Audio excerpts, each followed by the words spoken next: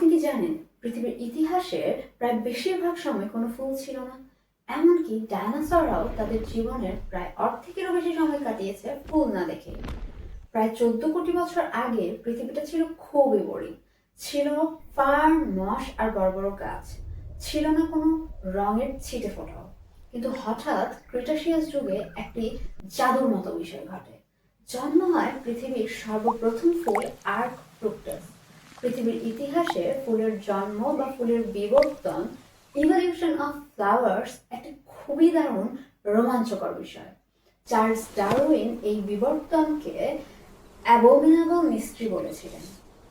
কিন্তু পৃথিবীতে ফুল একা আসেনি, ওরা এসেছিল পোকাদের সাথে বন্ধুত্ব করে।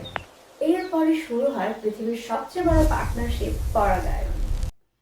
বিজ্ঞানীরা বলেন পৃথিবীতে ফুল না এলে ফলও আসতো না, আর হয়তো আমাদের মতো স্তন্যপায়ী প্রাণীরাও টিকে থাকতে পারতো না। অর্থাৎ এই ছোট একটি ফুলের জন্মই প্রায় পৃথিবীর ইতিহাস বদলে দিয়েছে আর পৃথিবীকে রঙিন করে তুলেছে। আপনার প্রিয় ফুল কোনটি? কমেন্ট করে জানাবেন।